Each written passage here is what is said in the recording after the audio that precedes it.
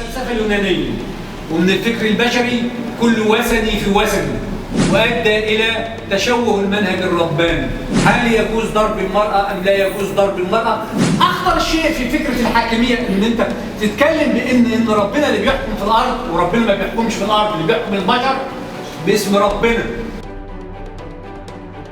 احنا كشباب مهتم بالتنوير، بقالنا من 2011 بنعمل ندوات بشكل اسبوعي يحضرها نخب من المثقفين الموجودين في مصر المهتمين فعلا بالتنوير والتنويريين فعلا. يعني فكره ان احنا الافكار مش شبه بعض يتقابلوا ويتجمعوا دي موجوده، هي ابتدت تبقى موجوده من 2011 بشكل تلقائي نتيجه الظروف اللي احنا عايشين فيها، واحنا مهتمين اكتر بالجانب الثقافي والتوعوي يعني اكتر من العمل السياسي. في بشكل فردي بقى انه على السوشيال ميديا بالذات من 2011 كل واحد بيبتدي على السوشيال ميديا يكتب بشكل فردي، يعمل فيديو، يخش في نقاشات مع الناس على الانترنت، يخش في نقاشات مع الناس في محيط حياته، يعني في النطاق اللي هو عايش فيه. قد نختلف في بعض التفاصيل الصغيره، لكن في الاخر عددنا بيزيد وكلنا عندنا هدف رئيسي اللي هو التنوير والتجديد في مصر والاصلاح في مصر.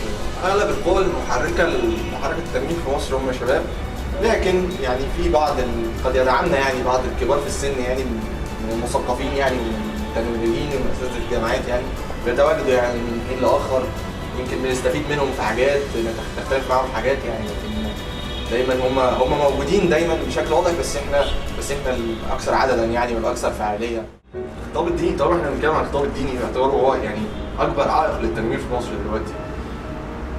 الخطاب ده هو ملتزم بمجموعه نصوص، والنصوص دي نصوص مقدسه، وان هو ده انه هي موجوده بالشكل ده، وان هو في فهم واحد، والفهم ده ما ينفعش انه مجموعه الناس يخرج عنه. على سبيل المثال مثلا يعني في العهد القديم قصه بتحكي عن انه في نبي كان راكب على حمار، والحمار ده اتكلم. فاحنا قدامنا اختيار من الاثنين، اما نتعامل مع النص ده باعتبار ان هو ده حدث تاريخي. في الحاله دي احنا وقعنا في مشكله، لانه مش هنلاقي في الجانب التاريخي اي مثلا وثائق او ادله تقول انه الحادثه دي حصلت بالشكل ده في الوقت ده. اما ان نتعامل مع المعجزه دي على اعتبار انها معجزه مثلا، او يعني فعل خارق للطبيعه ملوش دليل تاريخي او عقلاني، او وده الاوقع انه احنا نفهم النص ده مين اللي كتب، وكتبه امتى، وكتبه لمين، وكان الهدف من الكتابه ايه. هي دي المشكله، هي دي المشكله في التعامل مع النص. المشكله مش في النص، المشكله في فهم النص نفسه. كيف نفهم النص في الوقت اللي احنا عايشين فيه ده. هي دي ازمه تجديد الخطاب الديني، هي دي فكره الاصلاح البروتستانتي اصلا، فكره اصلاح الكتاب يعني نقد الكتاب المقدس، انه كسر الفهم الواحد، وبالتالي اصبح في مساحات واسعه من انه الناس تنطلق وتبدع وتفهم النص ده بما يناسب العصر اللي هي عايشه فيه، وتقدر تتقدم وتتجاوز افهام قديمه للنص ده. بصفه عامه محاوله اعاده فهم النصوص قياسا على الظروف الراهنه واسقاط النصوص على الواقع المعاش فكره جيده، فكره ليست جيده فقط ولكنها ضروريه وواجبه. لأن المشكل الذي يعانيه الإسلاميون بصفة عامة في العصر الحالي هو قراءة الواقع بأفكار القدماء، أو إسقاط واقع قديم وفقه أنتج بشكل جيد ناسب ظروف معينة، أنتج بشكل بشري، فهم بشري للنص ناسب وقتا ما. المشكلة أنهم يحاولون إسقاط نفس الآراء التي نتجت في ظروف مختلفة على الظرف الحالي. ما يحدث الآن في العالم العربي يتشابه بكثرة فيما حدث في القرون الوسيطة أو عصور الظلام في أوروبا. أعتقد يعني هذا يرتبط بما يعرف بالحتمية التاريخية، يعني أنه لابد أن نمر بهذه الظروف التي مرت بها أوروبا. كنا نتمنى أن نختصر المسافة بعد الربيع العربي وبعد البشائر الجميلة التي أتت في البداية. المشكل أننا ما زلنا في دائرة تقديس التاريخ. أوروبا تجاوزت مشكلة التاريخ والأحداث السابقة وما يعرف بعلاقة الدين بالسياسة، وإسقاط كل ما هو ديني على الواقع وتفسير الإنجيل وما إلى ذلك، ووصلوا إلى نوع فهم عقلاني إلى الدين في عصر الإصلاح الذي قام به مارتن لوثر مثلا. أدى إلى دور هام للعقل في فهم النص الديني. لا نحتاج إلى نقل الأفكار بقوالبها كما هي في الغرب، ولكن نحتاج إلى نقل المبادئ، نحتاج نقل الأهداف ونزرعها في بيئة عربية إسلامية. هذه البيئة إذا نشأ فيها هذه الأفكار ستنمو وستعيش، أما إذا نقلت حرفيا فلن يكون لها أرضية خصبة. احنا النهارده في مرحلة إنه البشرية نفسها إذا كنا بنتحدث عن التقدم وعن الحداثة اجتمعت على قيم حقوق الإنسان، قيم حقوق الإنسان التي تجمع كل البشر، التي لا خلاف عليها.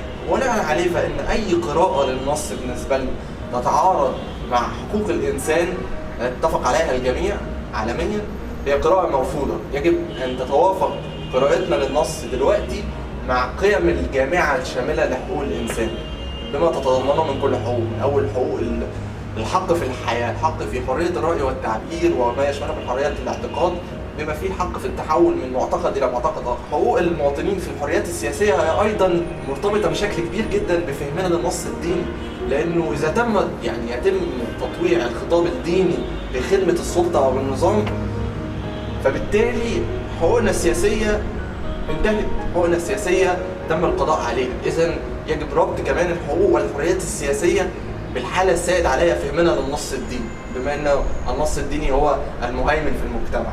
في عملية الاستفادة، لا أقول نقل، الاستفادة من التجربة الغربية لابد من مراعاة بعض النقاط التي أدت إلى الصدام في الحضارة الغربية، خاصة في الرفض التام لكل ما هو ديني، وذلك أدى إلى حروب كثيرة ونزاعات دينية. أعتقد أننا نستطيع أن نتجاوز هذا الخطأ ونستفيد منه ونخلق حالة من التناغم بين ما هو ديني وبين ما هو سياسي.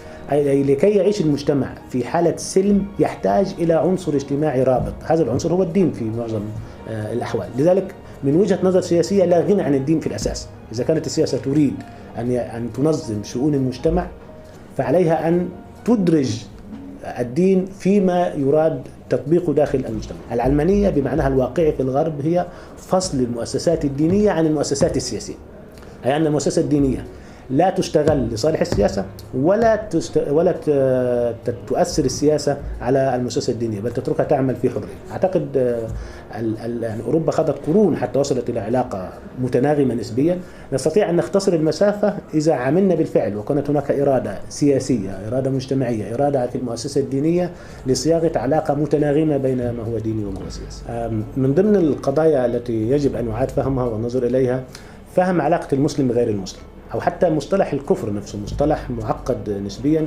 لذلك لابد أن يعاد فهم هذه الآيات حسب سياق الحاضر بناء على فهمها فيما استخدمت فيه في سياق. منهجنا في التنوير هو إعادة فهم النصوص الدينية كلها لكل الأديان بما يتوافق مع قيم حقوق الإنسان وبما يتفق مع مقتضيات العصر والواقع اللي احنا عايشين فيه باعتباره واقع متغير. في رأيي يجب على جميع الحركات التي تهتم بقضية فهم النصوص وإعادة تأويلها أو إعادة إسقاطها على الواقع عليها أن تنطلق من الإنسان. الإنسان هو هدف الرسالات، هو غايتها، وبالإنسان تصل إلى الآخرة. إذا عمرت الإنسان في الأرض هذا الإنسان هو نفسه هو الذي يستطيع أن يفسر النص بشكل يتناسب مع الإنسان، أي أن الإنسان هذا له كرامة متساوية بغض النظر عن لونه وعرقه وجنسه ودينه. طالما أنه له هذه الكرامة لابد أن يفهم النص لتحقيق هدف الكرامة الإنسانية، لابد أن يفهم النص في القانون لصياغة قانون يحقق الكرامة الإنسانية لكل البشر. لابد أن يفهم النص أن يحقق سلما مجتمعيا للإنسان داخل المجتمع، الإنسان هو نواة المجتمع. إذا حققنا مصلحة الإنسان وكرامته صننا كرامة المجتمع ككل. النص نزل من أعلى إلى أسفل ليحقق مصلحة الإنسان وليس العكس. لم يوجد الإنسان ليحقق سعادة الإله، بل خلق الله الإنسان وأنزل إليه النصوص ليحقق سعادته على الأرض. لو غير المنطلق بهذا الهدف ستفهم جميع النصوص بما يحقق هذا السلم المجتمعي ومصلحة الإنسان.